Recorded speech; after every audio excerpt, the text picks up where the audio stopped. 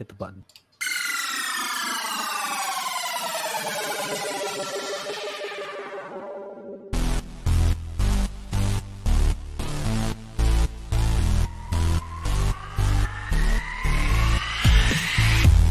Hello and welcome to Funny Science Fiction, the live edition.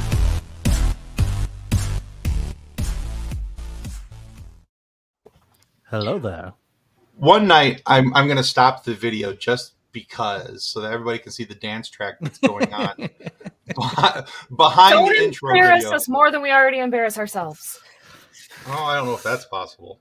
I It's mean, really but- not. We've already seen Nick as a geisha, so That's true. True. There is that, yes. As much as we wish we could forget.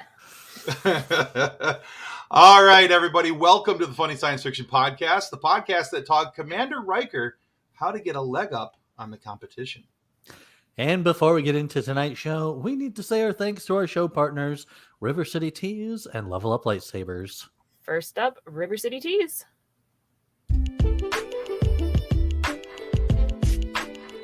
With over 700 designs to choose from, River City Teas has something for everyone.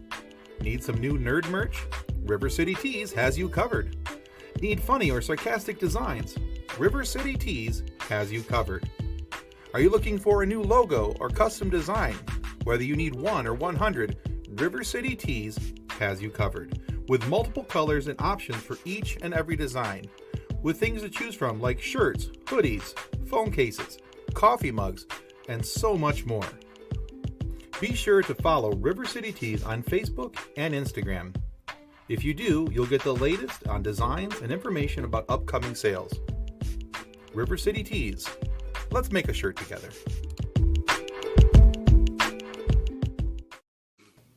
All right, that was our first show sponsor. Our second show sponsor is Level Up Lightsabers.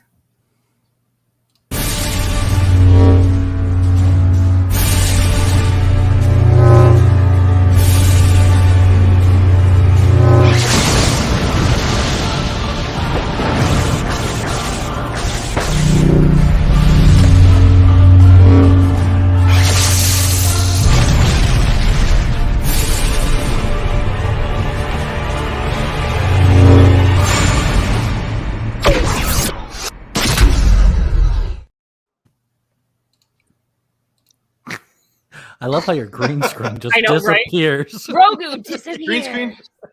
Green screen? What green screen? Magic. All And right, it's and gone. both of the links for those will be in the comments and show notes, like they are. They already are in the comments, so boom. Cool.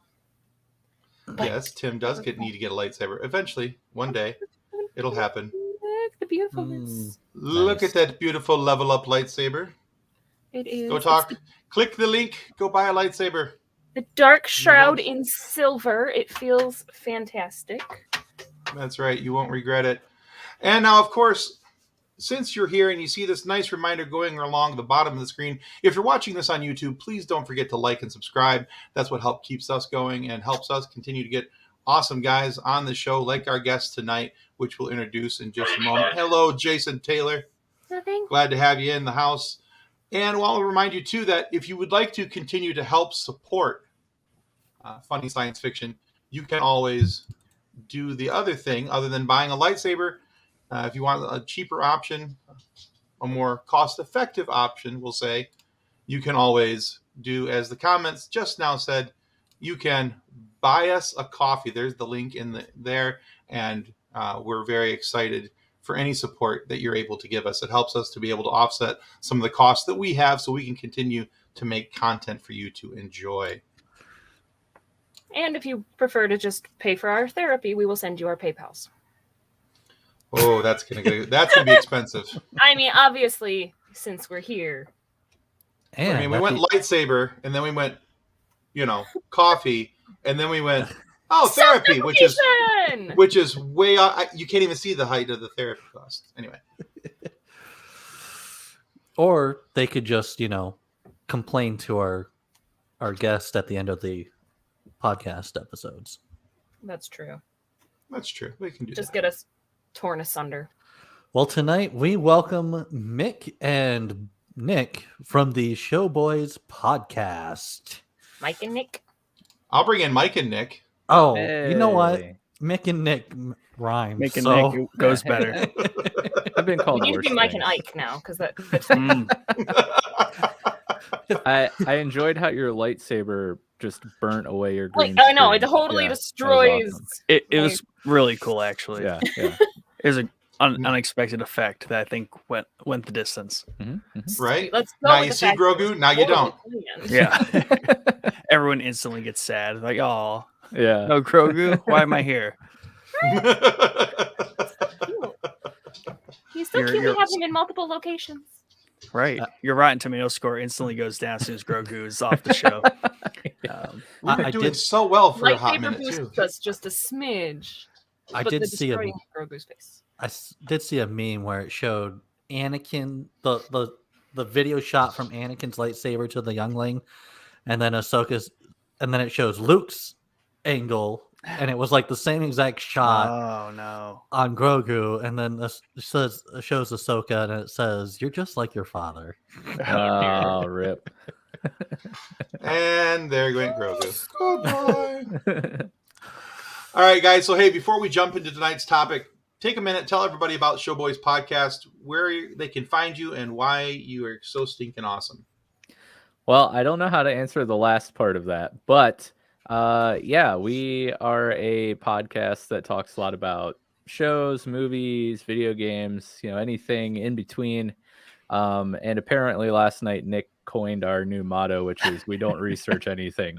But yeah, we That show. you can find us on YouTube or any of the major audio platforms, Spotify, Apple, etc. We live stream to YouTube, our Facebook page, and Twitter.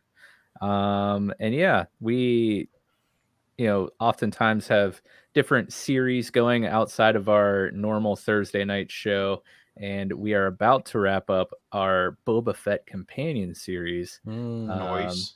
Yeah, you want to tell them about that, Nick? Yeah, so every once in a while when we can afford another night of podcasting, we roll out a companion series to follow a pretty anticipated show of ours. So like we've done Mandalorian season 2, we've done Falcon Winter Soldier, and the latest one here is the Book of Boba Fett. Oh, you can't forget the Bad Batch. And the Bad Batch. Yep, to name Yeah. them all, if I must. Try not to show how Star Wars heavy we are on the companion series, but it is just a fact of life. The giant Star Wars sign behind you. I know. Yeah. Trying to blend it up here. It's unavoidable. I just noticed that. Nice. That says so much more about you than you want it to, Nick. Which one? Blade Nick, not Pixel. Blade Nick. Blade. Just call him Blade. So, That's I'm cool. just going to call him Blade for the rest of the night. Yeah. So, one of the things I do appreciate about your guys' companion series is the fact that I don't think that you have to have had a long-standing relationship with the series in order to pick up where you guys are at, what's going on. I don't think, because it's a deep dive without being a deep dive. Does that make sense? No. Yeah. what we've always set out to do is avoid the welcome to the show. We're going to riddle off just like every Easter egg, every fact, and just Right, kind of right. like Wikipedia shame you. Yeah. And it kind of all started with Mike when we first did the Mandalorian companion series. He knew nothing about Star Wars, like nothing, Yeah. besides like the first 3 movies that came out in the 80s. So it took a very natural format in the sense that he had just genuine questions from an Right. outsider, like what is going on? Who are these people? And it was really refreshing for me. Why do because- people like this? I don't understand. right? And it was just refreshing because I was like, okay, this is nice because I'm not talking to just some other ultra nerd about Star Wars. We're actually presenting it in a way that is applicable to non-Star Wars people. So You good up there, Kathleen? Okay, so I think she's like duct taping something. I don't know. no. So my tablet case was the recipient of an exploding bottle of Mountain Dew, Oh, and so now the stand.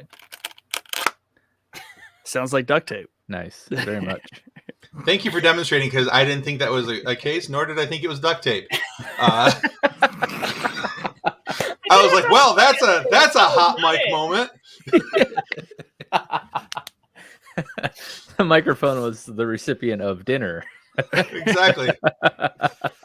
John, to answer your question, this is a Les Paul, just chilling there on the wall. And just for future reference, if I actually did that on the air, I would claim it. Oh, I know you I would, was but I was raised better.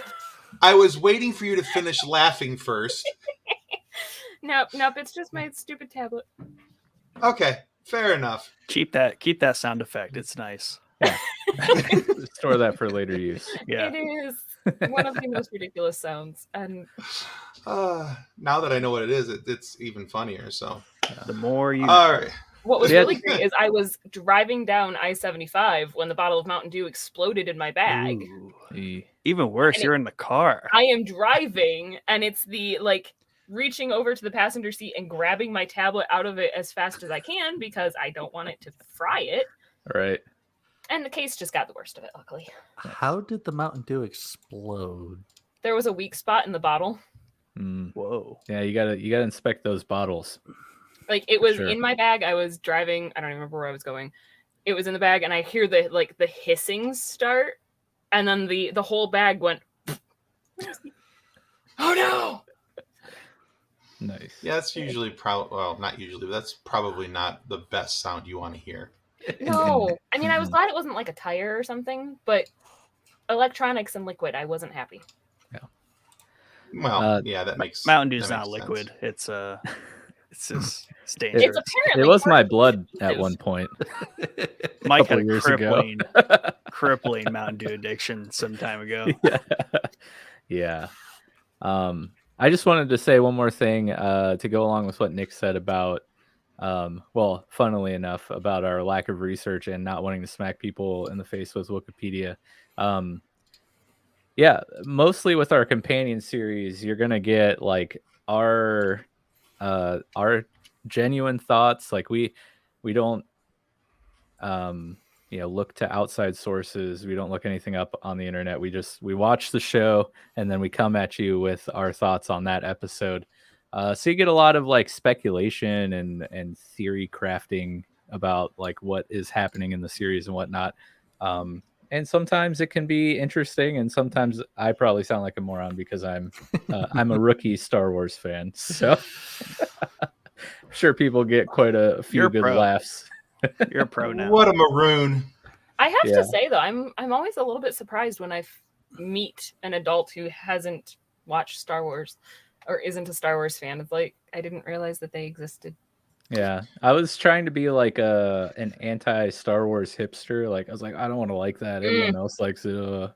And I But told him, then, it's not worth it, dude. Like it's just Yeah. not worth it. It's I not. get it, but it's not. yeah, and then I went down the rabbit hole and consumed everything Star Wars in like a 4 to 6 month period probably.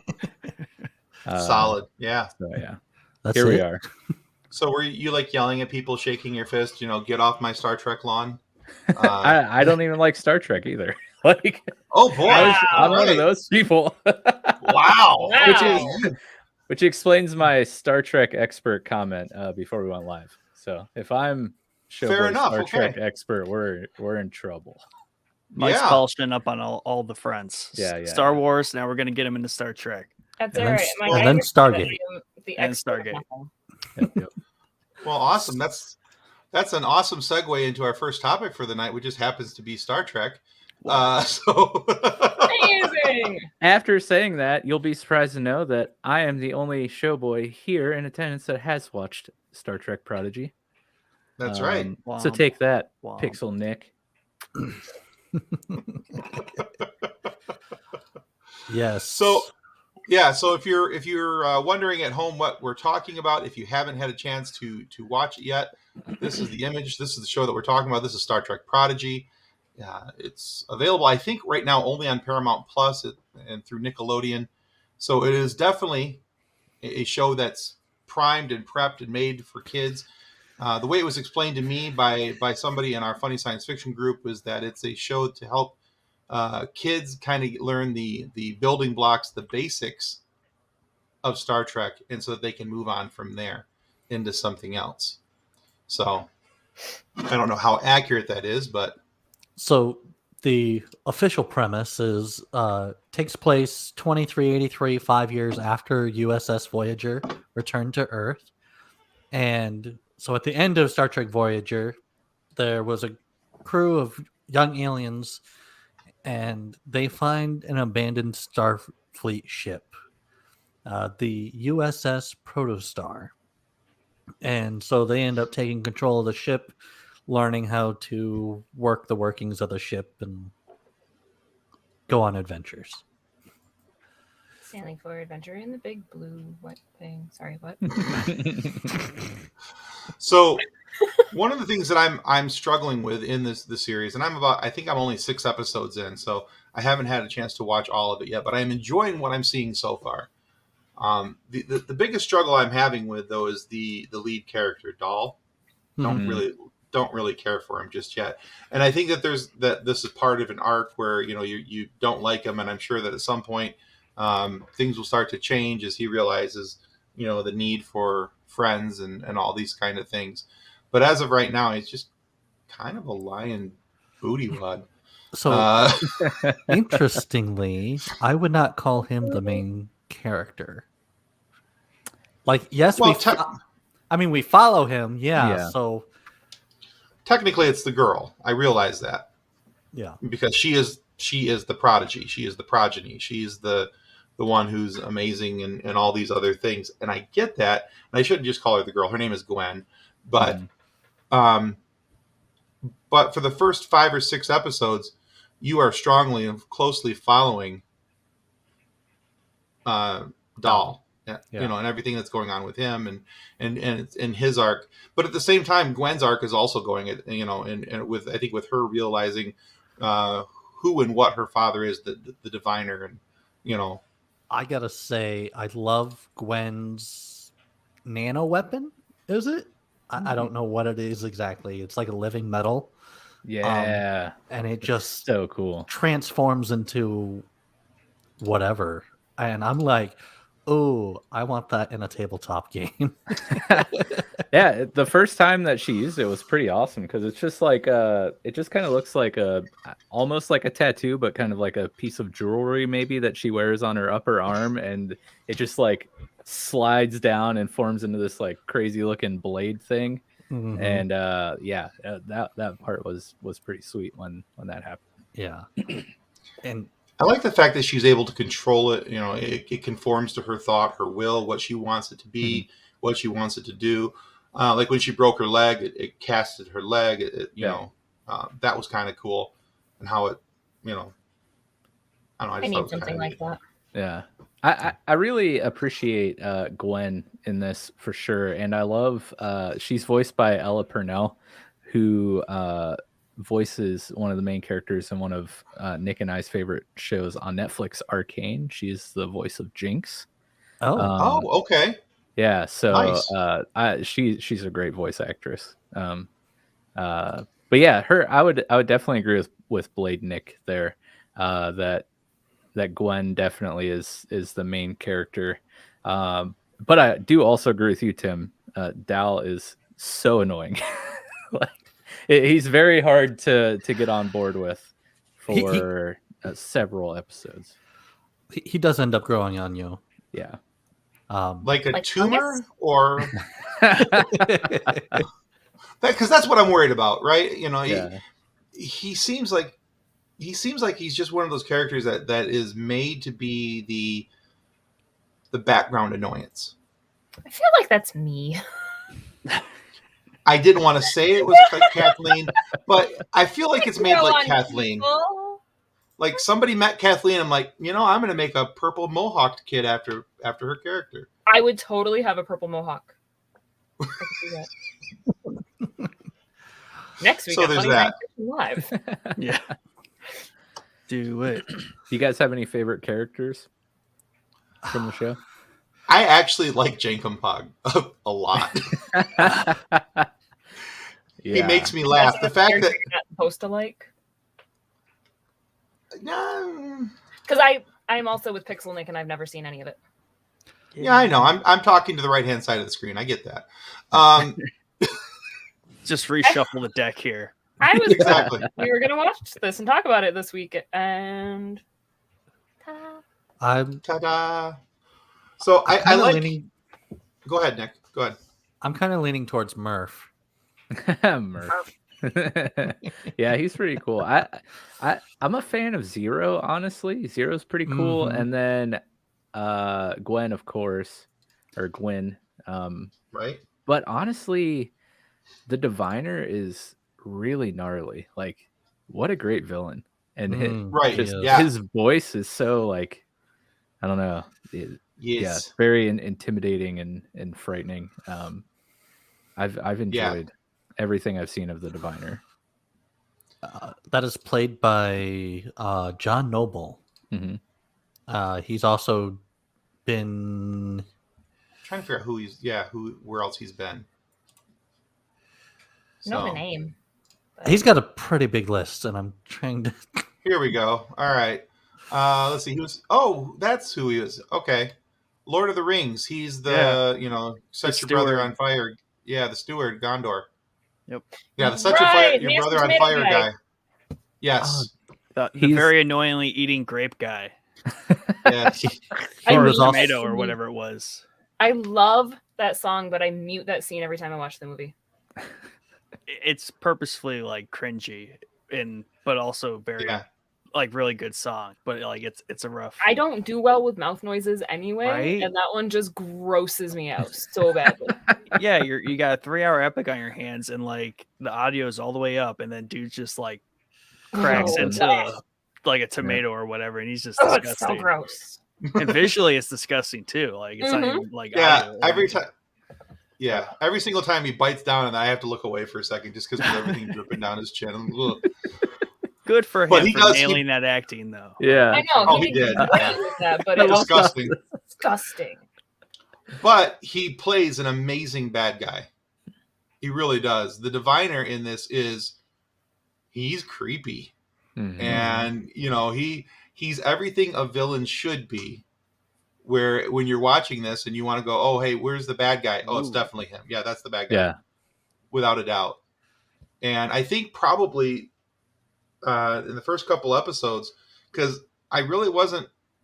The first episode I was kind of rough, and I was just like, I don't know how long I'm going to make it with this. And then I started watching. He was actually kind of what kept me going because I wanted to see more of him and see what else from him was going to spark on the screen, and if he was going to be the bad guy that I was hoping that he was going to be, and he's proving to be that.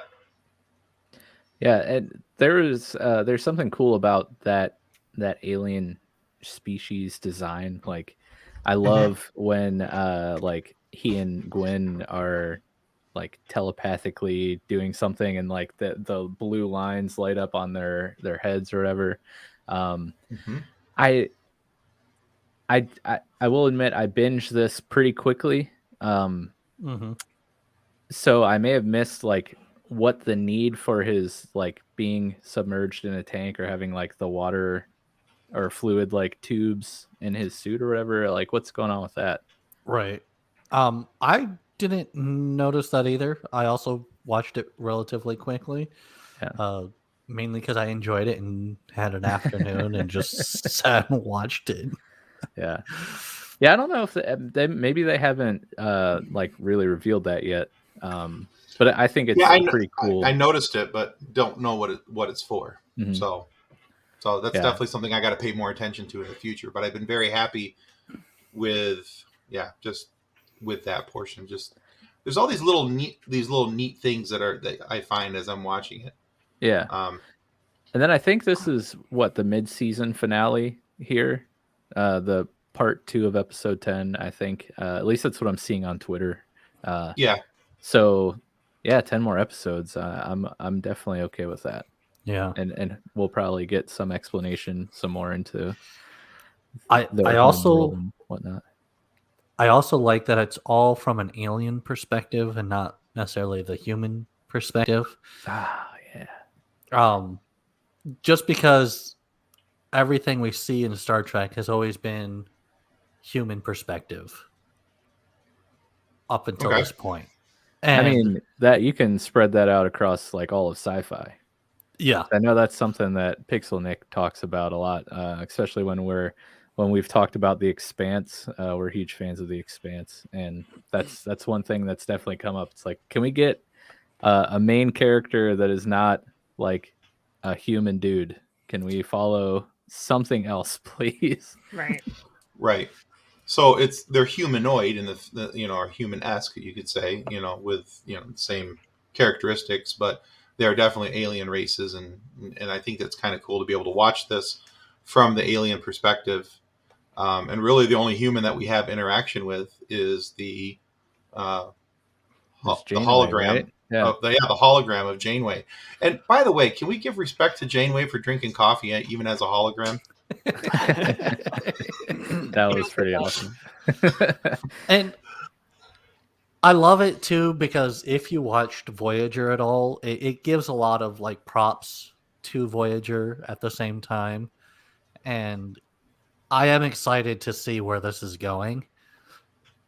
Just because, especially with how this season ended, and I'm like, oh. Mhm. And the idea of the protostar, the ship itself, has a Yes, they do, Jason, Jason. It's the looking cool action. Like I'm drinking coffee or I'm smoking a cigarette. Like right. it's all in the look. And if you would like us to support Janeway in her coffee addiction, buy us a coffee. Plug. That was smooth. Solid plug. Here's that link just one more time. There you in case go. need it. There you go. Coffee. Buy us a coffee. A coffee. Wait. So for me, being the outsider when it comes to Star Trek, really, I mean, because in our group, basically even on our Facebook page, I'm the outsider. I'm the guy who doesn't really pay attention to Star Trek. I'm the guy who's never really cared much for Star Trek.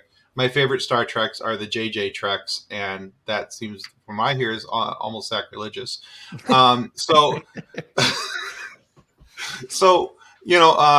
for me, this has been kind of a nice introduction to something that's Star Trek that I can go, oh, you know what? I like this. I can pay attention to this. I think of it a lot like, and it's related to something else that's Star Wars.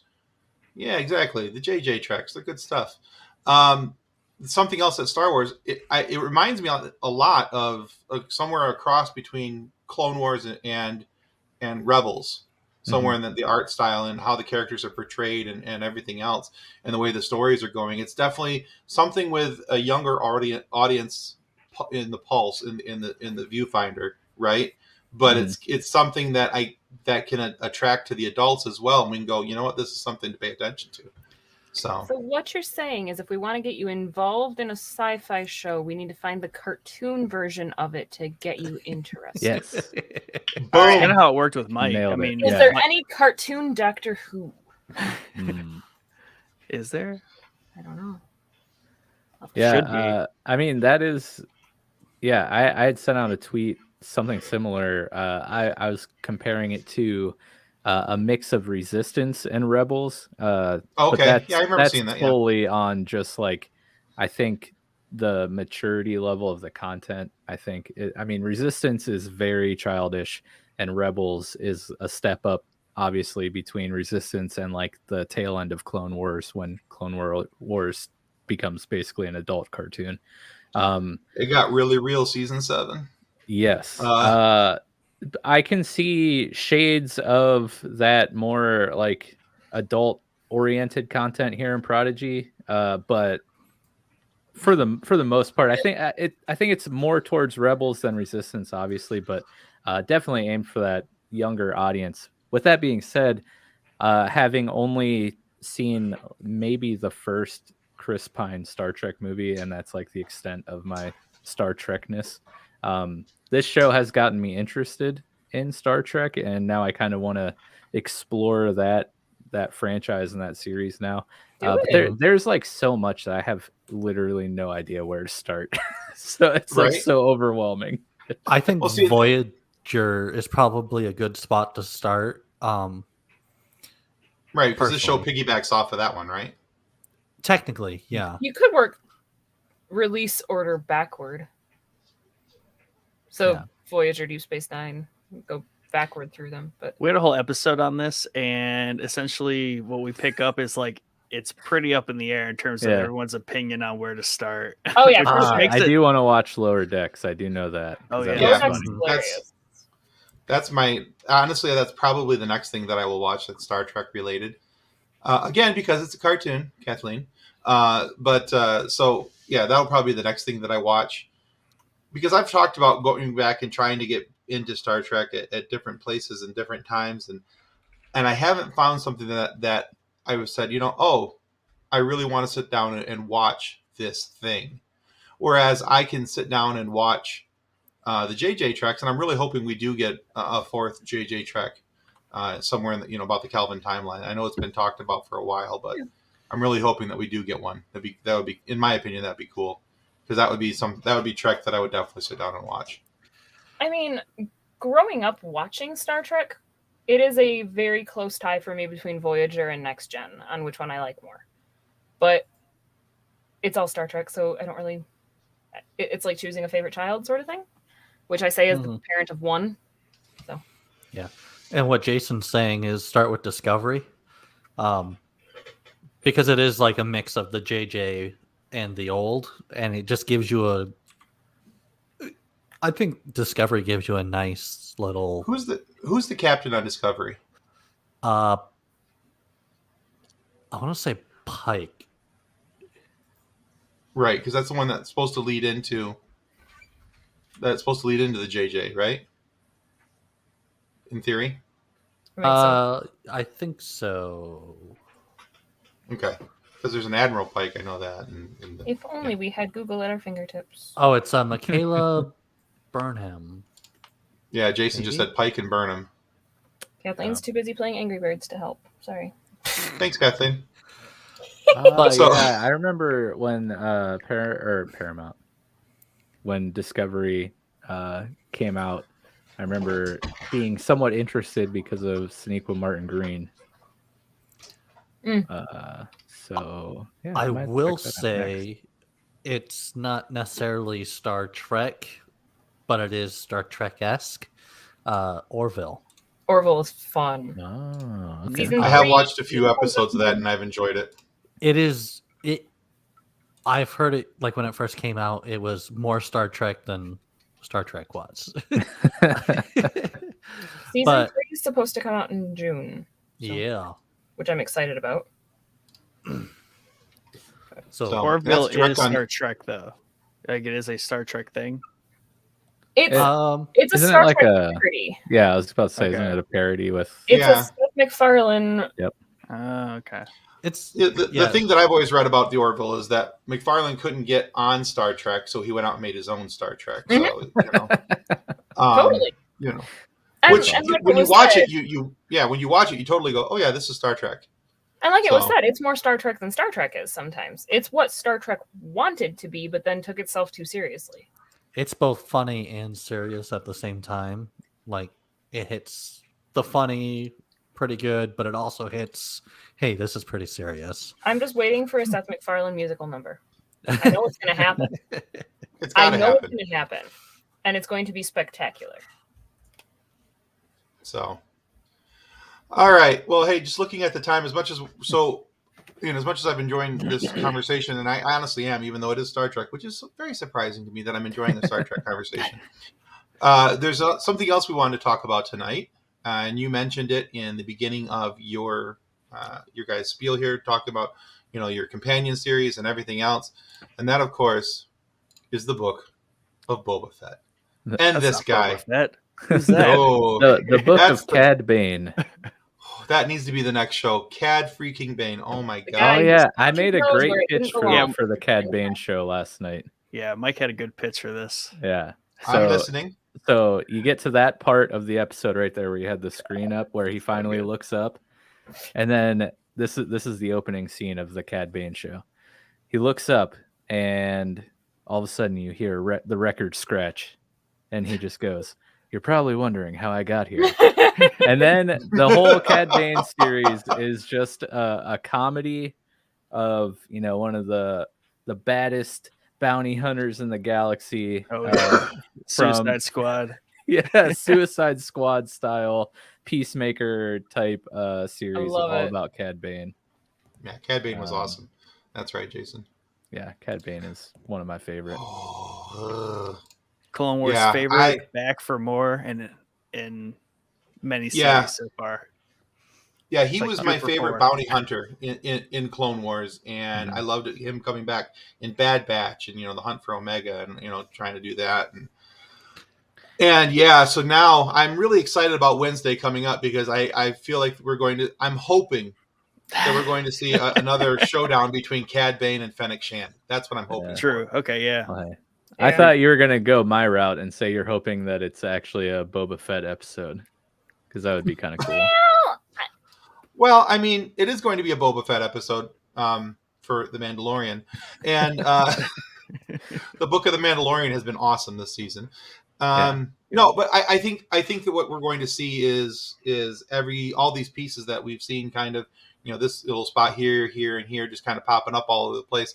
I think because Wednesday's the season finale, I think we're going to see all these loose pieces get tied together. And I think we're going to see Mando and Boba fighting side by side with Fennec Shand against the Pikes and Cad Bane and whoever else they have. And I'm really... Are we gonna get like a Avengers Civil War scene at the airport? But I'm almost feeling like we're gonna think we're gonna get all of Please that. give me Spidey. Anyway. Yeah. Like, I feel like we're gonna lead toward all of that, and then we're gonna get like an epic cliffhanger. Right. Oh, that's yeah, what we were talking about last night, or what? Yeah, last night, because it's like, is there a second season? What are they gonna do? And it's like they could just not wrap it all up and just cliffhang it and be like, see you next year, or who knows? But they've been making they suddenly bring it into Mando 3. That's the thing, is like that's what I've been really liking about these past 2 episodes, because they're really kind of bending the rules in terms of how they've done the Star Wars series this whole time, and it's becoming very abstract. And I know a lot of people were like, but where's Boba Fett? This is the Book of Boba Fett. Yeah.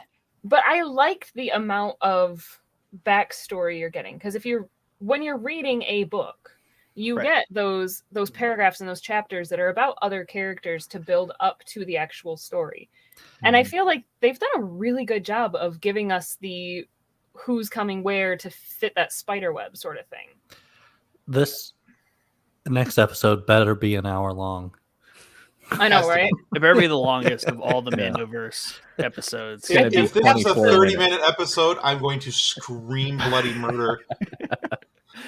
I saw somewhere online today that the Mandoverse shows should just be called Grogu and Friends. Yeah. Yes. But instead of the Mandalorian, Book of Boba Fett, we're on Grogu and Friends season 3. And John commented, there is a theory online right now that the title The Mandalorian does not refer to Din Djarin, but refers to Grogu. Yeah, that's interesting. I mean, it could. Which I would find fascinating. Mm-hmm. Would be. I have never wanted to punch Luke Skywalker in the face more. Right? And I've wanted to punch Luke Skywalker in the face a lot.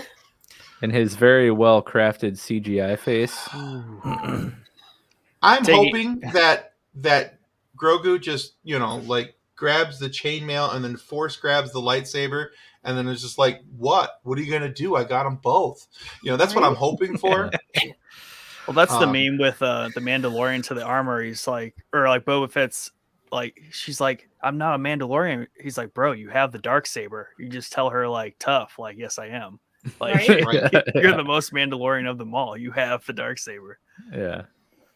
I did figure out my issue with the CGI Luke face, though. It is the fact that it's too perfect. Well, and especially when you think about the change in Mark Hamill's face from episode 4 to episode 5 with his car accident. Yep.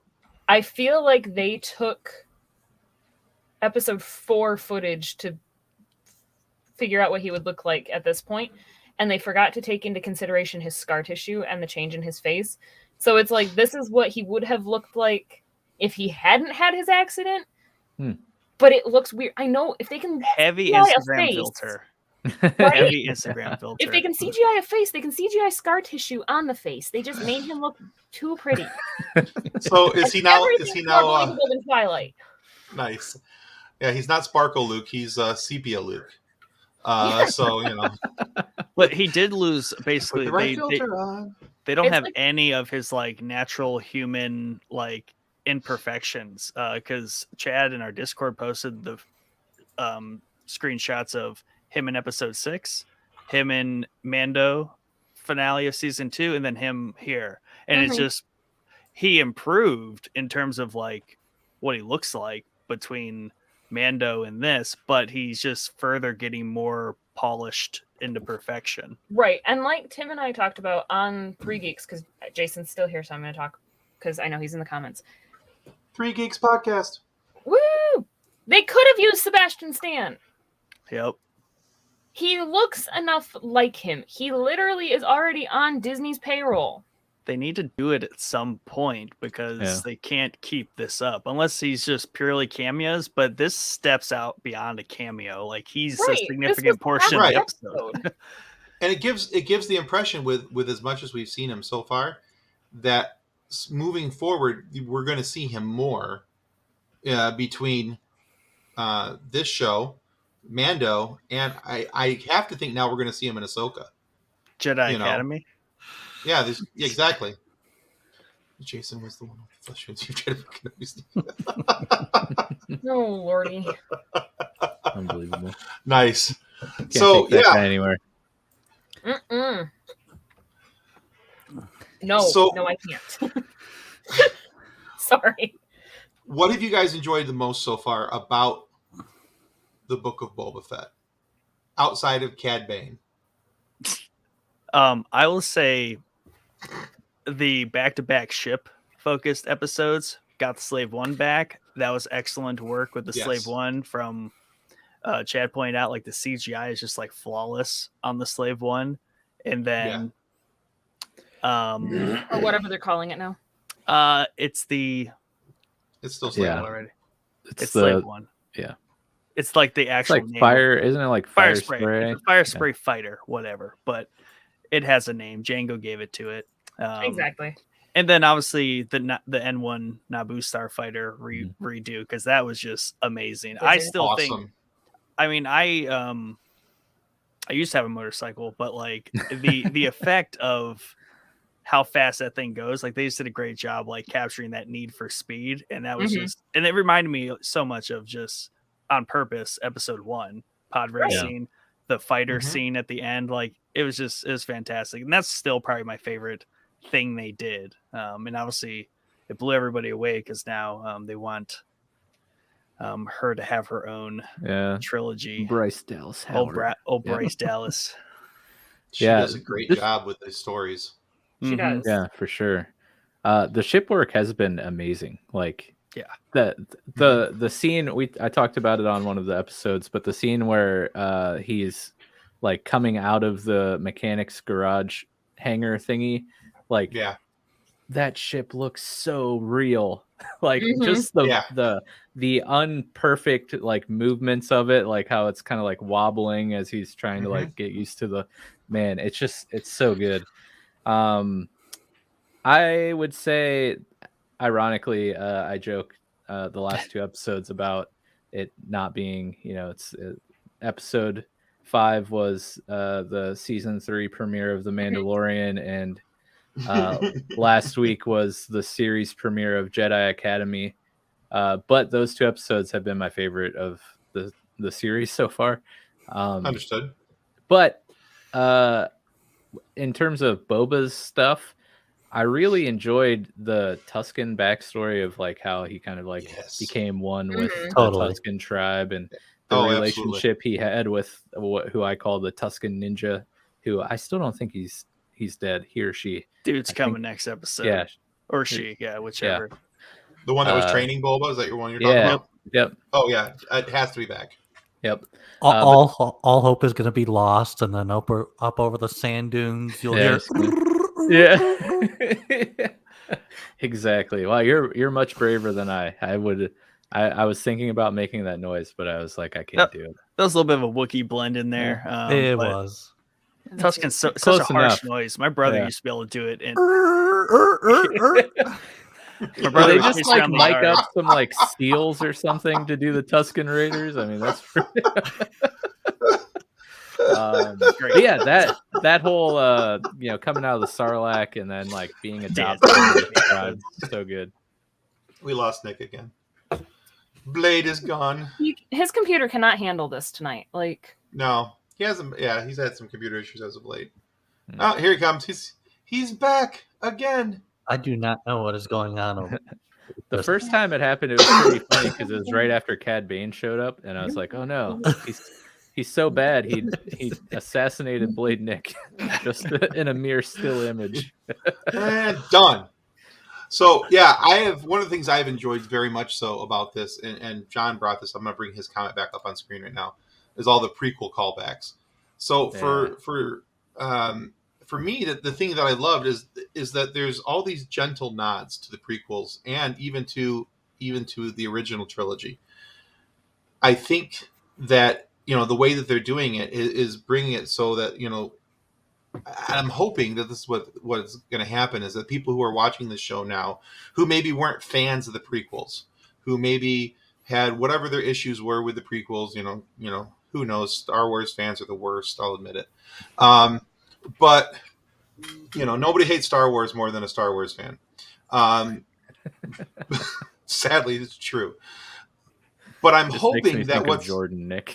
I know he's that version, but I'm very much so like I love all of Star Wars. You can't, and that's where I am at. I love all Star Wars, and so for me, I love this because what I'm hoping for is that people are watching this and they're seeing all these gentle nods to Episode 1, and with the pod racing, Beggar's Canyon, and the N1 fighter and everything else. There's so much there that has old Star Wars callbacks that I'm hoping that'll help maybe soften some of those opinions. Maybe, I don't know, but I'm hoping that's what's going to happen because. And there's enough hate on enough other things out there that you don't have to keep spreading it to just Star Wars. You guys can move around in a circle, go pick something else for a few minutes. So, See, I think that the callbacks are amazing, but also bringing in characters from not cinematic universe has been huge for this. Yeah, I mean, yes, Cad Bane was already in the cartoons, but then bringing him live action, bringing Ahsoka live action in Mandalorian, because there is that general feeling, especially among hardcore Star Wars fans, that the Clone Wars and Rebels and those are for kids, and they don't. I don't know anybody who would think that they way. should. Well, I think it's more of the because you have to remember, like with any kind of IP, there's always the people that just watch the movies or just watch the shows. So then when they see or they just see the live action stuff, even so, hi Nick. when they see these characters show up in live action, like, well, that's a really cool character, and they like lean over to their Star Wars friends, like, who is that? And it was like, well, guess what? There's a whole series, and that was the thing is like when Chrysanthemum, whatever, Chrysanthemum, scare you, Chewie, grumpy Chewie, big grumpy Chewie, yes. So my husband and I were watching it together, and he has watched all of the movies, all of the cartoons, he's read all of the comics, he's read all of the novels, he's played the RPG. Like, he is a hardcore Star Wars fan. And he walks around the corner, and I had that moment of who's that? Because it's a Wookiee. Wookiees are fun. Wookiees are friends. That's not a friend. No, that's... No. And John's sitting there, and he goes, I think that's Black Chrysanthemum. I'm like, who?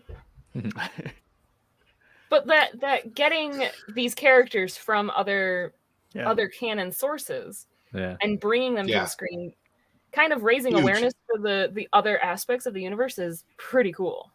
Yeah, it's huge. Like the Swoop Bike Gang, like that's technically Legends and kind of deeper cut stuff. Right. But they've taken a lot of care to tell the story well, but give those nods to not just the movies, not just the Clone Wars and like the animations, but Legends, right? And just slowly bringing this stuff back and saying, hey, this is real again. And because they had acquired all of the content, and then they had said, no, none of that content is canon anymore, we're going to change the story. But then they're picking and choosing of the, no, we're gonna bring this back, and we're gonna bring this back. When you have that giant sandbox of toys available to you, bring them. But they're bringing them in, I think, in the right way. They're not Mhm. just, they're not just dumping their toys out in the sandbox, right? Right. They're getting the one that's the correct tool to build the right part of the sandcastle at the right time. And I think that the way that they're doing it is very smart. And I think that the way that they're doing it is going to help us to enjoy this type of content moving forward, because I really feel that for a lot of there will always be Star Wars movies, and there will continue to be Star Wars movies. There's going to be another trilogy coming. It's going to happen. But what I think is, and I think we're going to see this for the MCU as well, is where these mini series of sorts, where they can pack in 6 to 8 hours of content, where they couldn't put that into a movie to explain these backstories and everything else. I think that's the wave of the future, and I think that's where we're going to go. And God willing, it happens, because I am so here for it. Yeah. So For sure. I had mentioned something similar to that last night, just in terms of all the characters that were in the episode last night. They just did such a great job of, exactly like you said, Tim, not just throwing these characters that everyone loves on the screen just to have them into an episode. Like Ahsoka's 5 to 7 minutes in the episode, like, really advanced the plot. Obviously, Luke and Grogu, I mean, that's a huge plot beat. But like Cobb Vanth, that made sense because, the Pike are running spice, and of course they might go through his little town. Cad Bane coming and working with the Pikes, like, he just didn't show up in the background. He clearly is working with the Pikes. Like, everything makes sense to drive the story forward, and that's what they're so good at. And I think a lot of that goes into the experience that Favreau has, right? Because he comes from the MCU, who basically made this like a mainstream way to, I mean, cinematic universes weren't really a popular thing until the MCU happened.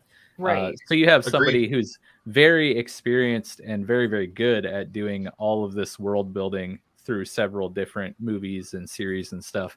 But yeah, the miniseries idea, I talked about this a lot with Falcon and Winter Soldier and the MCU limited series. Like, you use those series to tell, character develop these like secondary and tertiary heroes in these movies, and then you use the movies to tell like the big overarching plots, right? So exactly, like, boom. I love the I mean, Obi-Wan's old now, but like the Kenobi series is going to be cool. Andor is going to be cool. Boba Fett, Mandalorian, all this stuff is awesome because it fills in the gaps between the movies, and then it gives you an opportunity if you want to do a trilogy. Like, you don't have to waste time. You can just go all out on whatever big story you're trying to tell. Right. I have to say, I am so excited for the Obi-Wan series. Yeah. I am so excited for the Obi-Wan series. And it's not even for Obi-Wan. Like, I love Obi-Wan. I want to watch The Rise of Vader. Yeah. So badly. So badly. Yeah. Well, one of the things I loved about the movie Rogue One, other than the fact that it was an awesome Star Wars story set without a lot of Jedi and lightsabers and all that, was the fact that when we got to see Darth Vader in that movie, he was freaking insane. He was like that. Yeah, just the fear in the people's eyes as they're trying to pass that data disk through the halls of the ship and everything else. Yeah, I was like, I want more of that. And I'm hoping that at some point we get to see more. Well, I think Nick froze up against this. Oh, yeah, Nick's totally. Oh, yeah, there he is. He's out. Yeah. So, there it is. It's a good picture. We should frame that. I super agree, Tim. Like, I want more Vader. Yes. So much. Rogue One was picture. Great. But we have such a big gap from him being in Lava in 3 to being Vader in 4. Right. Like, there's so much story there. And that's where the original Battlefront 2 that came out in 2005, Mhm. Like that campaign for what wasn't the greatest story campaign, but the whole point was following the 501st as Vader's fist, just dominating world after Yes. world and suppressing resistance against the Empire. That's an entire, I don't know, series. I don't know how you Like, want to frame that, but Yeah. I super Show hope me. they start Obi-Wan at like the very end of 3. Hmm. Like, I want Right. maybe Luke in Obi-Wan's arms still, sort of thing. Like, Well, one of the things that I was excited about, and I don't know Never if the thought show is about still that. happening. I've seen and heard both ways. The show Acolyte, whether or Yeah. not that's actually going to happen, because that's supposed to be a dark side story, Mhm. and I'm Yeah. hoping that we're going to see a dark side story, about the just that, what you were just talking about there, Nick, where we get to see the evil going out and suppressing and doing all these things, because we don't really get to see that a whole bunch in the movies. In the movies, it's just that, oh, the Sith are bad, the Sith are evil, and it's they allude to a lot of the things that have happened, but we never really get to see those things happen. And I think it would be really cool to see a time where the Sith are genuinely in control and they're doing the fighting, the evil, the nasty, and all the good guys are just struggling to make it through, instead of this, yay, the good guys win again. Which is one of the reasons, honestly, why I love Empire Strikes Back. Right. For that reason, is that not only is it an amazing story and it's told really well, but it's the good guys didn't win, and that's Mhm. sometimes what happens in real life, is that the good And they're guys half don't the always movie. win. Like, it's a pretty Yeah. split movie, like good and bad. Like, you see a lot of Darth Vader in that movie, a lot of what the Empire is up to, but you equally see the other side. And thank goodness for like Clone Wars, because I always forget, having played a lot of the Star Wars games, how much I know about the dark side through the games, because that's where Mhm. a lot of it's Exactly. fleshed out. But then when Yep. then it's just more natural when I watch like the Clone Wars and even just wherever they put dark side stuff, you're like, okay, cool, a little bit. But like you said, it's never an entire dedicated show to the dark side or somebody. Right. Mike always says It's- like Darth Maul needs his own show. Yes. I'm waiting building for off the of Maul Solo and series. stuff. Dear God, yes, please. I would watch it. Oh, I would watch because in my mind, it. It'd be a live action one, though, because I would actually do better with Yes. that than the cartoon. Yeah. because here's the thing. In my mind, Maul had a huge part in the Clone Wars. When you go back and look, he's only like in, I think, 20 episodes. It just seems like that's It's a good such a chunk, small though. portion. Yeah. Yeah, it's a good chunk, Yeah. and through season, through a actually. good portion. Yeah, it's a good portion through a season, but I mean that could be multiple seasons. I'd be okay with Yeah. it. Well, So- maybe there's like greater hope for kind of like this Maul underworld kind of like story, because The Book whole of like Boba Crimson Fett. Dawn thing, and Yeah, because Mhm. Well, Boba that's Fett's kind of opening that door to seeing like, we're not telling you a story about good versus evil. We're kind of telling you a crime mob story here. Right. So well, that's what I'd hoped for at the end of the Solo movie. yeah. When Kira goes off to meet up with Maul, and I'm like, that's what I was hoping for, is that we were gonna, if there's going to be a Solo 2, hey, make it happen. I'm here for it. Please. But if there is a Solo 2, it had better be heavily Maul influenced, Yeah. with Maul fighting against everybody else, and didn't you guys just have the voice actor of Maul on your show? We did, yeah. That's pretty Senior gnarly. Sam Witwer. I love Yes. That that was guy. a cool interview, which is Yeah. still up on our YouTube page. And Yeah. speaking of, we should.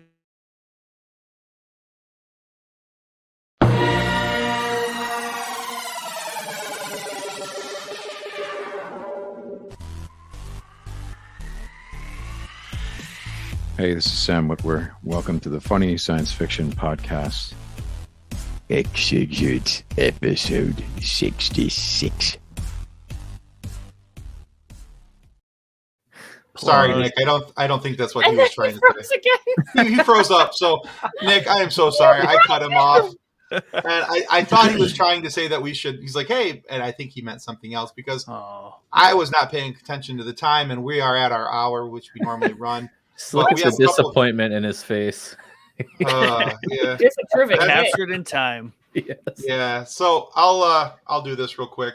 Last Friday, our guest was Liz Vassy on Funny Science Fiction Podcast. If you're familiar with Liz Vassy, she was in the original live action run of The Tick.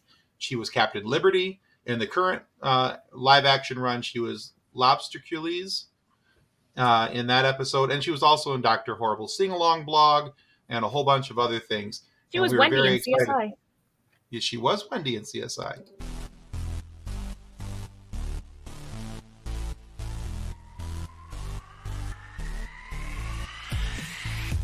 Hi, this is Liz Vassy, aka Captain Liberty. Welcome to the Funny Science Fiction Podcast. And of course, you can still find that episode out on our YouTube channel and your favorite audio podcast provider. It's Kathleen's favorite part of the episode now. I get to introduce next week. So, our guest this coming Friday has been a big part of the conversation we've had tonight. I would tell you who it is, but that seems like a Wookiee mistake. Ooh.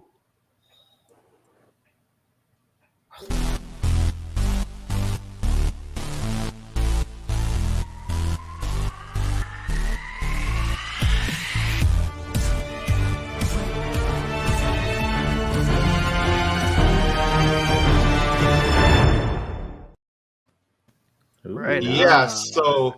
So yeah, ladies and gentlemen, that is Black Chrysanthemum, also known as Carrie Jones. We had a really interesting conversation with him just the other day, and so we're pushing that right out to match up with the season finale We talked to him of the Book of yesterday. Boba Fett. Yeah, we talked to him yesterday, in fact. So not only did he help us all meet Black Chrysanthemum, the Wookiee bounty hunter, but he's also been in special effects department for a ton of movies. And our Nick, Blade Nick, showed off quite a few of those right there in that little trailer video that he's been a part of. He was one of the Predators in the movie Predator. He's done a lot of really cool things. We had a great time with him. You'll be able to tune in this Friday on your favorite podcast provider, and of course, right here on YouTube. So make sure you're subscribed so you get your notifications of it. We cannot forget, he is an Emmy-winning makeup artist. Yeah, Nice. Let's Yeah, just he's done some stuff. Throw that award title out there. We Yeah. got an Emmy winner again, guys. I'm proud of us. Nice. And So is he the man under the fur? He yes, is. he is. As a matter of fact, if you go to his Instagram page, there's like pictures of him in costume, like where he's taking shots of his feet, out on set. Got Wookiee You know. pics up there, guys. Nice. Yeah, he's got Wookiee feet pics out there. Which I I'm never. sure there's some weird looked like- fetish site for that. I'm sure. Rule 34. There's always. There's always something. Yeah, that's welcome to the internet. There's somebody out there. Yes. There's something out there for somebody somewhere, everywhere. But yeah, that comes out this week. So hey, before we sign off tonight, guys, remind everybody where they can go to find Showboys podcast. And again, thank you as always. You guys are awesome. Thank you for being on the show. Thanks for having us. For having us. You can find all of our links on linktr.ee/showboyspodcast. We have a Patreon, patreon.com/showboyspodcast. And all the social medias just at Showboys Podcast. Awesome. There is a subreddit for that. I can't. No, I'm out. Guys. Anyway. I don't know what to do with that one tonight. We're just gonna set it there, and we're gonna walk away, and I we're would gonna say say bye, I don't know everybody. if he Thanks knows for that, being. but never mind. Thanks for coming to the Funny Science Fiction Podcast. Thanks to the Showboys. Go check out their show. It is awesome. I love it. Thank you. And they just a few weeks back, they had a really cool Order 66 episode. Go back and check that out if you want to hear a bunch of people pontificate about what they thought. Good job Order using 6. big words. I know, right? I saw big words today. I'm trying to use them I'm all. so proud There of you go. Yeah. But yeah, it's Your a really very cool own Tim episode. was on the episode. Yeah. There you Yeah. go. Well, I was Shameless going to plug. I was actually going to not mention myself, but give a shout out to Casey Plott from the Scene Oh, Stomp yeah. who's on there, and the depth of knowledge that Casey has is just ridiculous.